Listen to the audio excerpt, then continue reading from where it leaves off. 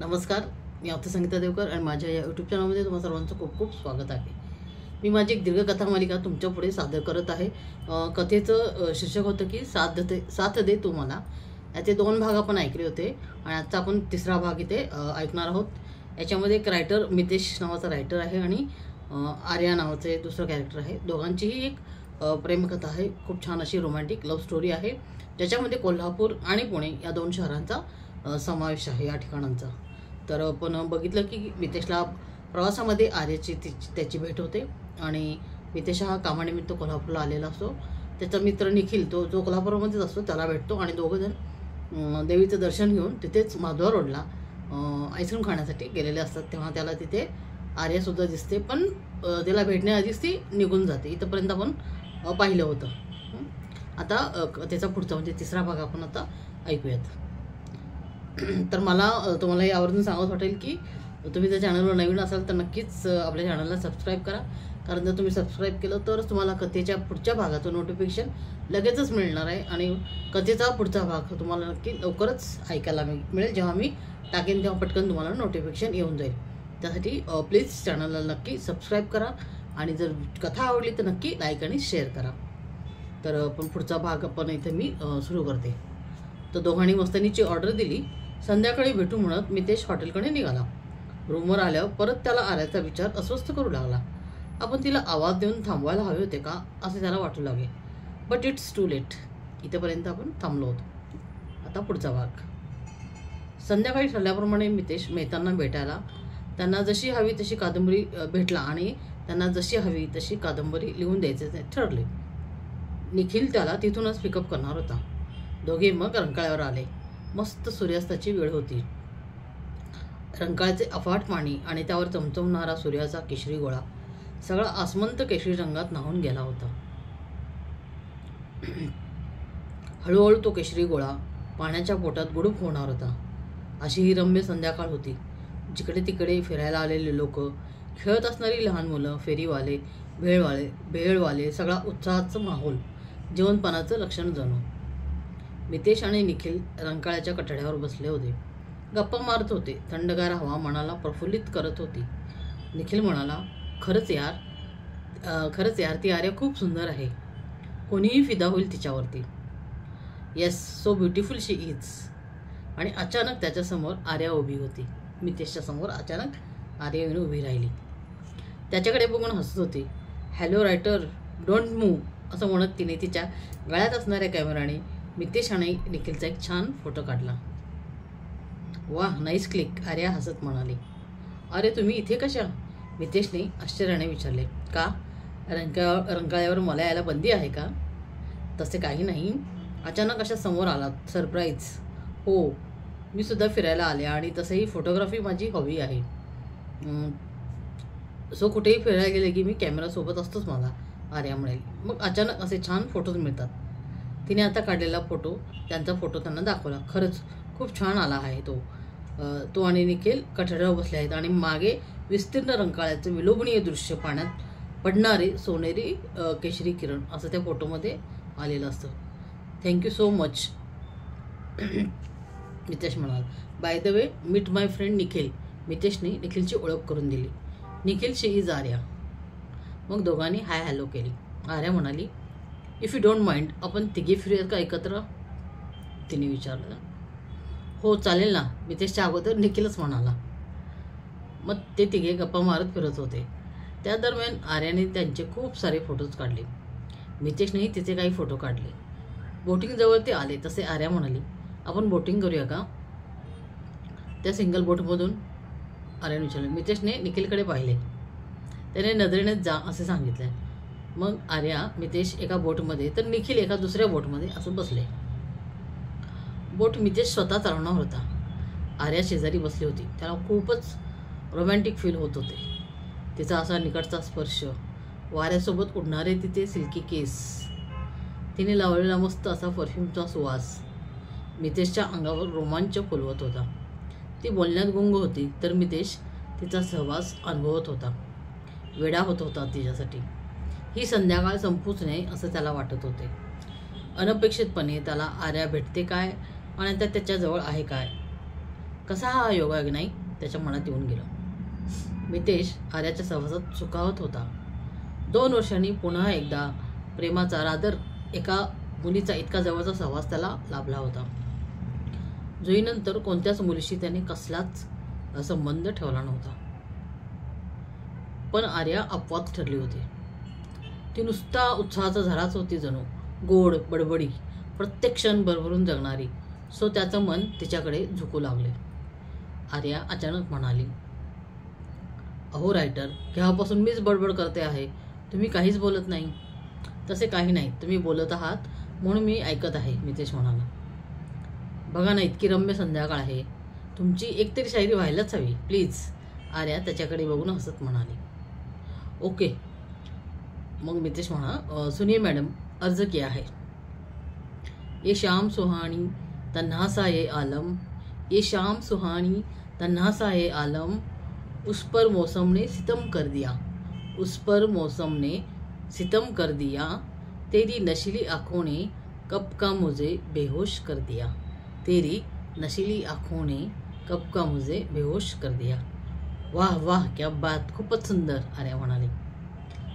तेरे आँखों के ख्वाब यूं तू बिखर ना दे, तेरे आँखों के ख्वाब यूं तू बिखर ना दे, कुछ ये हसीन लम्हे आज हाथों में सिमटने दे, कुछ ये हसीन लम्हे आज हाथों में सिमटने दे, देख कर इन्हें जी लेंगे हम, देख कर इन्हें जी लेंगे हम, मरने की अब ना तू इजाजत दे, मरने की अब ना तू इजाजत दे।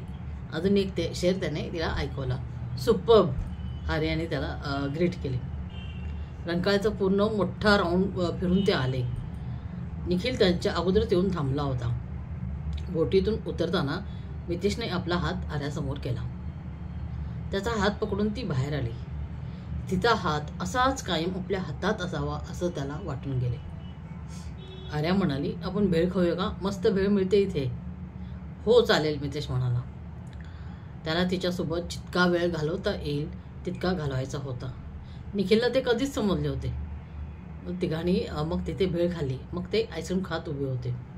मी मगाचे फोटो सेंड करते, तुमचा नंबर द्या, आर्या मितेशला म्हणाली। त्याने मग तिला त्याचा नंबर दिला। तशी आर्या म्हणाली, मी फोटो व्हॉट्सअपवर सेंड करेन रायटर। ओके, पण तुम्ही मला हे सारखं सारखं रायटर नका म्हणू please, say me Mitesh only, Mitesh म्हणाला। Okay Mitesh, and you also say me Arya. Yes done, हसत मितेश म्हणाला। तिने तिला आर्या म्हण असं सांगितलं। बाय द वे मितेश, तू पुण्याला कधी परत जात आहेस? तिने विचारलं।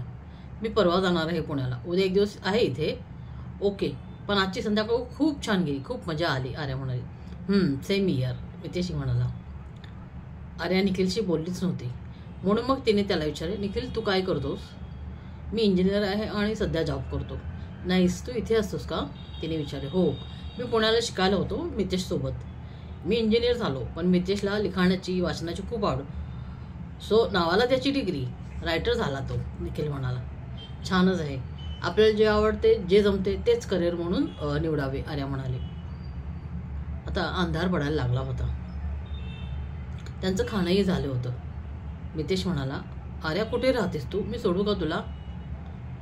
नो वे, मी माझी गाडी घेऊन आली आहे, तशीही मी खूप धाडशी आहे, सो डोंट वरी, मी जाईन, रुईकर कॉलनीत राहते मी, आर्या म्हणाली। मी हॉटेल अयोध्याला उतरलो आहे, मितेश म्हणाला। अरे वा, मग उलट मीच ड्रॉप करते तुला। ओके, बरं झालं आर्या, नाहीतर याला सोडून परत मला गावातून परत यावे लागले असते, निखिल म्हणाला। आर्याची सोबत अजून थोडा वेळ मिळणार म्हणून मितेश मनातून खुश झाला होता आणि निखिललाही हेच हवे होते। मितेशच्या आयुष्यात जर प्रेमाचा माणूस येणार असेल तर त्याला आनंदच होणार होता। जुईनंतर मितेश एकटा एकाकी झाला होता। त्याच्या मनाच्या उजाड माळरानावर प्रेमाचं मायेचं फुलायला हवे होते। निखिलचा निरोप घेऊन मग ते दोघे निघाले। आर्या म्हणाली, मितेश तुला मागे बसायला ऑड नाही ना वाटणार? कारण इथले रस्ते मला माहिती आहेत, सो तू मागे बसशील का? आर्याने विचारले। अरे हो चालेल मला, तू चालव गाडी, पण ठोकू नको कुठे, मितेश हसत म्हणाला। अच्छा, बघच मग माझी ड्रायव्हिंग, आर्याने मग गाडी सुरू केली. मितेश तिच्या मागे बसला. हात कुठे ठेवायचा याचा विचार करत होता. तोच आर्या म्हणाली, माझ्या खांद्यावर हात ठेवून बसू शकतोस, आय डोंट माइंड. ओके म्हणत मितेशने आपले हात तिच्या खांद्यावर ठेवले. तसे त्याच्या शरीरातून करंट पास झाला. पण ती अनुभूती सुखद होती. तो मस्त बसून राहिला. आर्या गप्पा मारत गाडी व्यवस्थित चालवत होती. तिचं लागवी बोलणं, तिचा पुसटसा होणारा स्पर्श त्याच्या मनात फुलपाखरे उडू लागली होती. हा प्रवास संपूच नये असं त्याला वाटत होते. कधी हॉटेल जवळ आले ते त्याला समजलेच नाही. गाडीवरून उतरून मितेश म्हणाला, थँक्स आर्या. चल एक कॉफी घेऊयात. नको रे, आता इच्छा पण नाही, पण उद्या घेऊ कॉफी, चालेल? आर्या म्हणाली. ओके, मी मेसेज करेन तुला, भेटू उद्या. मितेश म्हणाला, हो बाय, गुड नाईट म्हणत आर्या मग निघून गेली. मितेश हॉटेलच्या रूममध्ये आला. मेहतांना हवी असलेल्या कथेवर तो विचार करत बसला. पुण्यामध्ये असलेला त्याचा नावलौकिक, त्याच्या अनोख्या हटके कथा, यामुळेच मेहतांना त्याच्याकडून कादंबरी हवी होती. त्यासाठी त्याला बऱ्यापैकी ते पेडही करणार होते. सो तो विचार करू लागला की कशी हटके कथा लिहिता येईल. पण राहून राहून त्याला रंकाळ्यावरची रम्य संध्याकाळ आठवत होती. अर्थात आर्यासुद्धा. तिचं हसणं, बोलणं सगळंच छान होतं. खरंच आपण तिच्यात गुंतत चाललो आहोत का, असा प्रश्न त्याला पडला. त्याचा फोन वाजला. त्याने पाहिले तो व्हॉट्सअपवर मेसेज आला होता. आर्याने त्याचे रंकाळ्यावरचे फोटो सेंड केले होते. खूप छान आले होते सर्व फोटो. त्याने आर्याला थँक्यू आर्या असा रिप्लाय दिला. ती ऑनलाईन होतीस? तिने विचारले. जेवण झाले का? हो, तुझे? मितेशने विचारले. जस्ट झाले. उद्या नक्की भेटूया आपण. तसा माझा काही प्लॅन नाही दुसरा, मी मेसेज करते तुला, आर्या म्हणाली. ओके, मी उद्या फ्रीच आहे, मितेश म्हणाला. Bye, good night. आर्या इतकं बोलून मग ऑफलाईन गेली. मितेशही बेडवर पडला. पण आर्याचा विचार त्याला बेचैन करत राहिला. आता त्याला खात्रीच झाली की तो आर्याला लाईक करू लागला होता. पण आर्याचे काय? जे मितेशच्या मनात आहे तेच तिच्या मनात असेल का फक्त आपल्याला तसे वाटते आहे? पण उगाच परत विषयाची परीक्षा नको असे त्याला वाटू लागले. बास आता, आर्याचा विचार नाही करायचा असे मनाला सांगत मितेश झोपी गेला. नेहमीच्या वेळेला तो सकाळी उठला. त्याने फोन पाहिला. 7 वाजले होते. आज आर्याला भेटायचे की नाही हा विचार त्याच्या मनात आला. इतक्यात त्याला आर्याचा गुड मॉर्निंग असा मेसेज आला. मग त्यालाही रिप्लाय देणे भाग होते. आर्याने विचारले, काय करतो आहेस? जस्ट उठला आहे. तू? मितेशने विचारले. मी वॉकला आली आहे, म्हटलं तुला विश करावे, आर्या म्हणाली. नाईस मॉर्निंग वॉक, मितेश म्हणाला. मितेश, आज लंचला येतोस का? आर्याने विचारले. मी थोड्या वेळात कळवतो तुला, मितेश म्हणाला. ओके बाय, आर्याने असा मेसेज पाठवला. आर्याला मितेश आवडला होता. त्याची पर्सनॅलिटी सुपर्ब होती. कोणीही त्याच्या प्रेमात पडेल असाच होता तो. त्यात तो एक फेमस बेस्ट सेलर रायटर होता. इतकी जबरदस्त पर्सनॅलिटी असूनही चेहऱ्यावर एक शांत भाव, खोल डोळ्यामध्ये काही लपलेले गूढ असा काहीसा. तेच त्याच्या लुकला एकदम स्मार्ट बनवत होते. तिलाही समजत नव्हते की ती का मितेशमध्ये गुंतत चालली आहे. तिला पुन्हा कशातच अडकायचे नव्हते, कोणत्या नात्यात ना बंधनात. तिला आयुष्य स्वतःच्या टर्म्स आणि कंडिशनवर जगायचे होते. म्हणून तर ती समीरला सोडून आली होती. तिच्या लग्नाला वर्ष झाले होते. खरं तर तिला लग्न ही कन्सेप्ट आवडतच नव्हती. त्यापेक्षा मस्त लिव्हिंगमध्ये राहा, नो जबाबदारी, नो टेन्शन. पण आईवडिलांनी दबाव आणला म्हणून तिने लग्न केले. समीरला ती लग्नाआधी बोलली होती की तिला लग्न नाही आवडत, त्यापेक्षा लिव्हिंग बेस्ट. तेव्हा समीर तिला म्हणाला होता, तू एकदा का माझी झालीस की बघ, माझ्या प्रेमापुढे तुझंही लिव्हिंगचे भूत कुठल्या कुठे पळून जाईल. पण तसे काही झाले नाही. रोजचे तेच रुटीन आयुष्य. समीर त्याच्या बिझनेसमध्ये बिझी आणि घरात आर्या एकटी. समीर तिला म्हणाला होता की काही जॉब वगैरे कर किंवा त्याच्या बिझनेसमध्ये लक्ष घाल. पण आर्याला हे दोन्ही आवडत नव्हते. हे टिपिकल काम तिला फार बोरिंग वाटत असे. तिला खूप भटकायचे होते. बांधलेलं आयुष्य नको होते तिला. स्वच्छंदी मुक्त जगायचे होते. म्हणूनच ती समीरमध्ये कधी गुंतलीच नाही.